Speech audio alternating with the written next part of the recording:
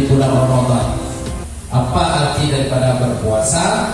Menahan diri daripada yang membatalkan puasa mulai terbit fajar sampai terbenamnya matahari. Itu puasa. Jadi singkat saja kita jelaskan bahwa yang pertama kita harus mengerti terlebih dahulu apa syarat wajib puasa. Siapa saja yang wajib? Apakah wajib semua berpuasa? Tidak. Syarat wajib berpuasa ada 4. Kalau dia tak mampu karena dia sakit, berarti boleh dia tak berpuasa, setelah sembuhnya wajib mengqadha.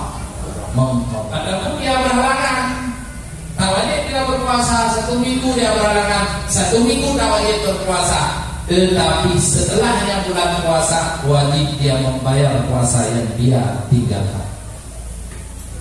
Makanya puasa yang kemarin yang belum kita qadha, ini masih ada kesempatan berapa hari lagi. Kalau kesempatan ini kita tidak mempergunakan untuk mengqadha puasa, sehingga jumpa puasa yang akan datang ini kita mengqadha puasa yang kemarin itu setelah lebaran nanti, itu sudah kena fidyah, kafarat. 1 hari berpuasa wajib bayar kafarat 1 mod. Kenapa? Karena sudah mentakhirkan qadha puasa. Makanya yang perempuan kalau berhalangan cuma sembahyang tak wajib. Cuma sembahyang tak wajib dan tak wajib qadha. Tetapi kalau puasa di saat berhalangan tidak wajib, tetapi wajib mengqadha. Berapa hari tinggal, itulah yang wajib dia qadha. 3 hari, berarti 3 hari dia qadha. 3 hari dia telah mentakhirkan, sampai 2 tahun dia belum qadha. Namun sampai 3 tahun dia qadha.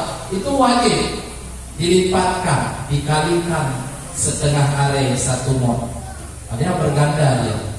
Kafaratnya itu berganda. Apa itu kafarat? Itulah denda. Karena tidak langsung kita mengqadha, tidak langsung mengqadha. Ini masih ada kesempatan. Yaudah, selanjutnya as-sawmi arba'atu wal faraidu as-sawmi arba'ah. Yang fardu di dalam berpuasa, tadi syarat wajib. Jadi kalau syarat wajib sebelum berpuasa ada syarat ya. Kalau sudah ada syarat berarti wajib. Oh, rupanya mantap syaratnya. 4 sudah ada syarat.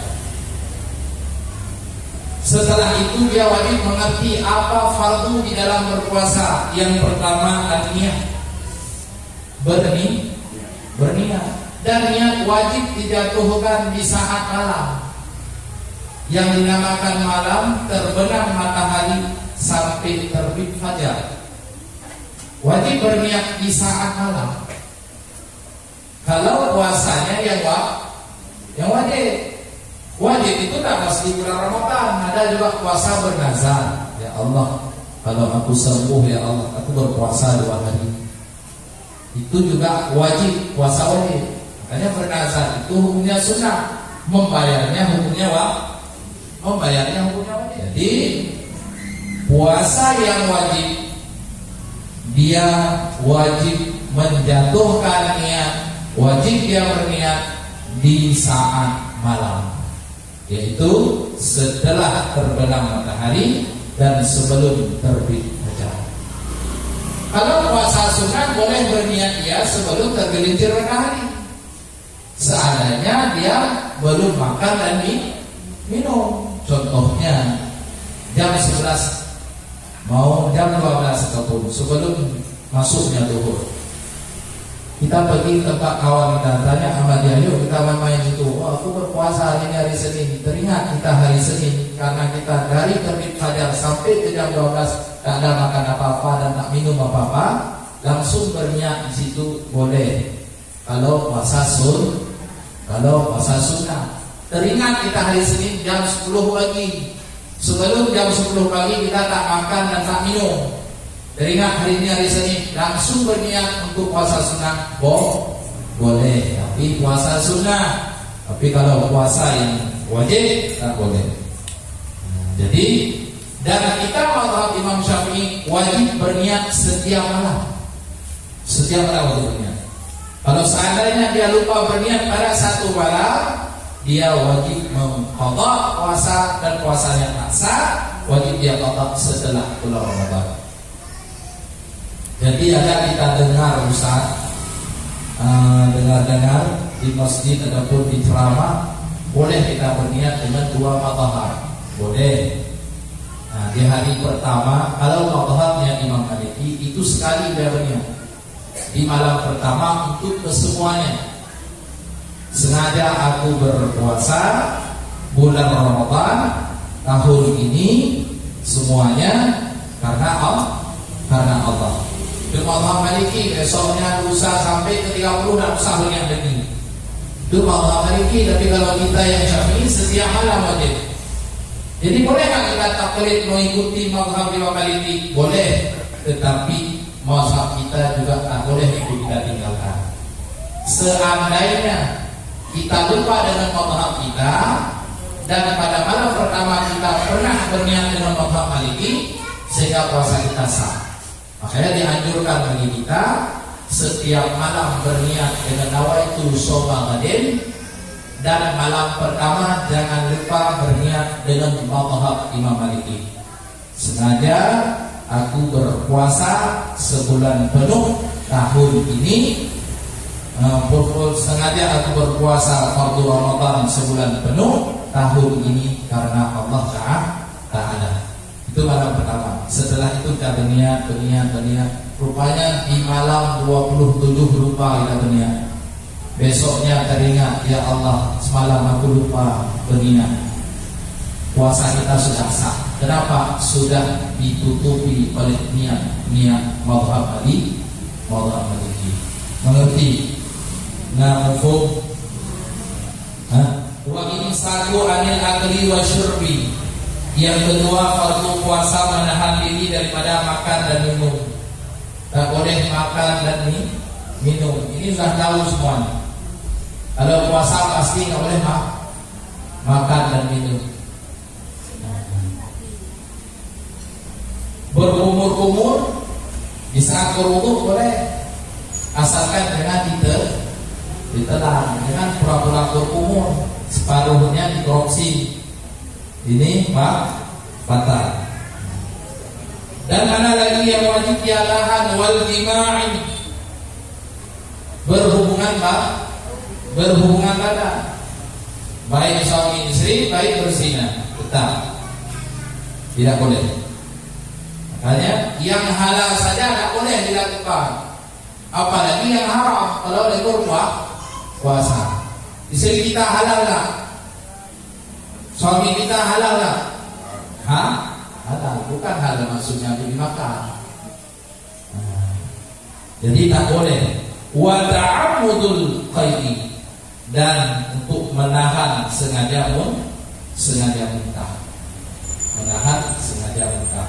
Kalau muntahnya sendiri tidak bersalah, dari kerasi, baik tak pusing dan lain sebagainya. Sudah. Selanjutnya yang membatalkan puasa ada 10. Ma wasala 'amdan ila al-jawfi wal ra'si. Yang pertama, sesuatu menyampaikan sesuatu dengan sengaja kepada rongga yang terbuka. Memasukkan sesuatu ke dalam rongga yang terbuka dengan sengaja. Yang rongga terbuka itu ke dalam batinnya berbatal. Contoh, lubang telinga, lubang hidung, mana lagi?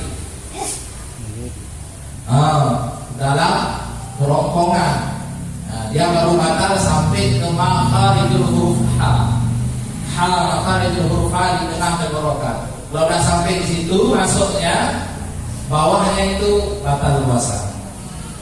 Tapi kalau cuma memasukkan anak jari tak masuk ke dalam, cuma di luar yang sejak ini, tidak ada masalah. Yang batinnya yang batal. Mana yang batin? Kalau ada kawan kita suruh duduk samping kita, coba tengok dari kaki sampai mana kamu bisa melihat, sehingga dilihatnya yang nampak dia lihat itu namanya zahir, Yang tahu nampak dia lihat itu namanya rotin. Yang tak kita memasukkan suatu kepada yang tak nampak dilihatnya itu namanya rongga batin, batal puasa. Contohnya ambil rutenya alah buah pelincut, bak pelincut, bawa pelincut kan? Bawa pelincut, bawa kita mampir lagi dulu. Buka mana? Masuk tu. Sehingga setelah dia berbuat demikian, tidak ada berbuat demikian, teringat dia berpuasa. Nah itu tak batal karena tak sengaja. Tapi kalau tahu dia ada sadar dirinya dalam berpuasa, tetap dia masukkan sesuatu dalam rongga yang terbuka, batal.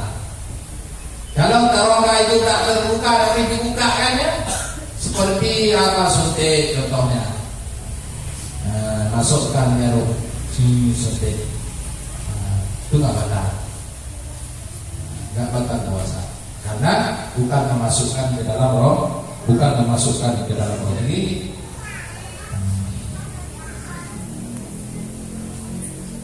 Dan ada lagi yang membuat batal puasa itu pas jam 12 siang kita datangnya halangan, puasa langsung batal. Jadi kalau puasa pas 12 siang kita udah halangan, gimana Ustaz? Langsung kita hamuk makanan.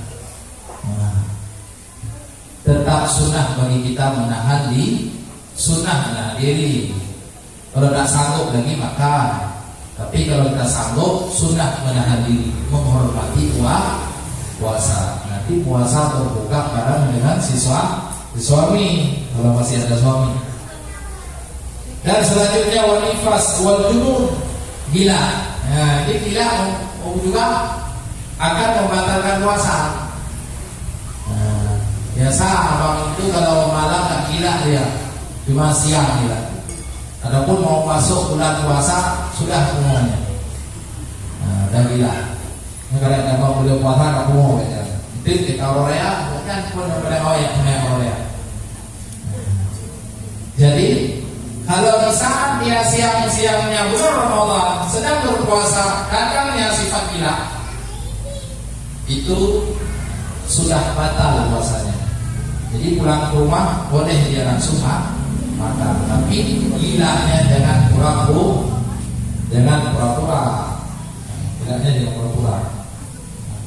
Dan yang selanjutnya wanita itu murtad, membatalkan puasa dengan sebab murtad, keluar dia daripada agama Islam.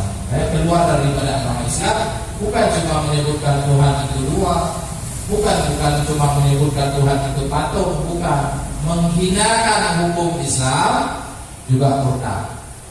Contoh, dulunya di Aceh setelah tsunami karena orang luar banyak membawa bantuan ke Aceh, apa keluar kata-kata? Adapun dari mulutnya orang Aceh, dakwai orang kafir ya dengan orang kita Islam. Kenapa? Karena orang kafir banyak bawa bantuan. Orang Islam dari Malaysia, orang Islam dari apalah, banyaklah orang Islam yang di luar tidak seberapa seperti orang-orang luar yang lain yang kafir. Yang banyak kali dibawa bantuan sehingga keluar dari mulutnya orang Aceh. Dah baik orang kafir dengan orang Islam itu juga murtad. Karena yang hakikatnya orang kafir itu tidak baik. Tidak baik orang kafir. Tapi kalau ada keuntungannya, dia pasti baik dari kita. Selama dia masih mengharap keuntungan dari kita, pasti dia baik. Tetapi di saat kita tidak bisa lagi memberi keuntungan kepadanya, dia tidak akan lagi dekat dengan kita. Dan selanjutnya, disunahkan berpuasa. Di dalam berpuasa adalah takjilul fitri, bersegera berbuka. Segera berbuka. Siapa buka? Buka. Nah, segera berbuka artinya kalau sudah yakin terbenam matahari dan yakin yang bahwa sudah berbuka, langsung berbuka. Jangan lama-lama. Kok tak berbuka puasa nanti siap maghrib itu berbuka biar tambah sedikit ini pahala. Tidak ada. Dan berbuka itu bukan dengan pemberitahuan di masjid, bukan dengan pemberitahuan apa imsak ataupun di imsakiah, bukan. Tapi berbuka itu dengan yakin dalam hati yang bahwa benar-benar matahari itu sudah terbenam. Dengan apa? Nah, dengan ada orang yang siqah, yang bisa dipercaya, yang membuat pengumuman. Ya. Sehingga Allah, dia pikir ada Allahu la ilaha illa, pada ayat kursi dibacanya dia udah minum. Ini juga tidak sah puasanya. Dan selanjutnya takhir sahur dan watarikul qudri minal kalam. Ini meninggalkan kalam yang keji di saat berpuasa. Jadi kalau yang keji itu Ustaz batal puasa, tak batal, tapi pahalanya hilang semua. Hilang semuanya pahalanya. Suka musik, jika membicarakan tentang hal orang lain, ataupun melihat yang tidak dibolehkan dalam agama. Mungkin hanya itulah yang dapat saya sampaikan pada waktu yang sangat singkat. Kalau ada pertanyaan boleh untuk bertanya, tak mesti tentang puasa, yang lain pun bisa. Kalau bisa kita jawab, kalau nggak bisa kita tunda untuk yang bisa bertanya.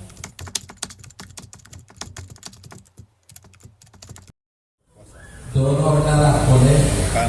Boleh. Tidak ada masalah, karena di saat mengeluarkan darah itu bukan dari lubang.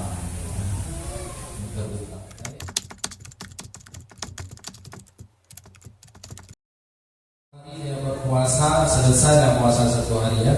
Setelahnya dia ada sakit lambung, sehingga tidak mungkin lagi dia berpuasa, ataupun sudah diponis sama dokter bahwa dia tak boleh lagi berpuasa. Kalau suku dia berpuasa, suku dia akan nazak ataupun sakarat. Berarti dia tidak wajib berpuasa, cuma wajib membayar fidyah. Nah, itu wajib bayar fidyah.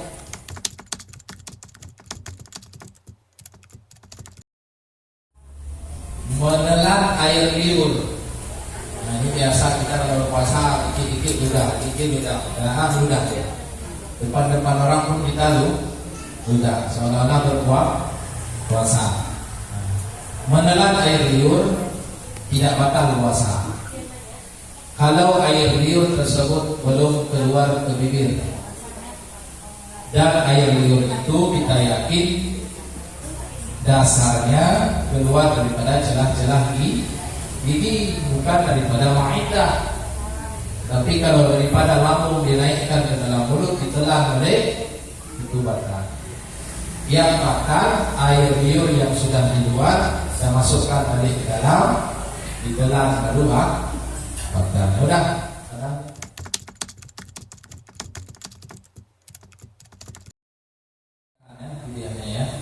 Jadi itu cuma yang wajib qada dan bayar fidyah, cuma bagi orang yang hamil. Orang yang hamil, kalau kita tanya sama orang hamil, kenapa ibu tak berpuasa? Dia menjawab, aku tak berpuasa karena takut anakku nanti tak sehat. Ya, takut dia anakku nanti tak sehat. Bukan dirinya, tapi anaknya. Yang dia takuti anaknya tidak sehat, itu wajib mengqadha dan wajib bayar fidyah. Tapi kalau kita tanya sama ibu itu, ibu kok nggak berpuasa?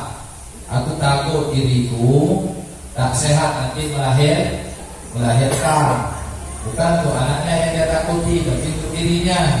Itu wajib mengqadha saja, tak bayar fidyah. Kalau yang menyusui, nah, kalau yang menyusui cuma wajib apa? Karena dia dalam masa nifas. Habis masa nifas dia masih pula menyusui, tetap wajib berpuasa. Tetap wajib.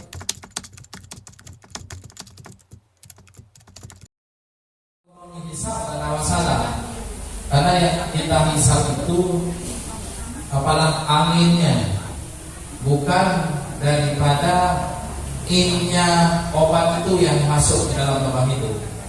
Itu sama juga seperti kita mencium minyak wangi. Semprot minyak wangi sini, ya semprot, masuk ke lubang hidung kita yang sangat wangi masuk, tidak ada masalah.